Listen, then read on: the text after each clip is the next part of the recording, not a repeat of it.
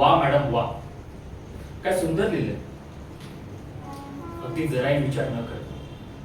हो, मी शुद्धीत बोलतो. काय म्हणून तुम्ही आर्टिकल छापलं? तुम्हाला काय वाटलं गावची लोक आड्याने आहेत, अशिक्षित आहेत, काही सहन करतील? तुमच्या या आर्टिकलमुळे खूप मोठा प्रॉब्लेम होणार आणि याचे परिणाम तुम्हाला भोगावे लागणार आहेत.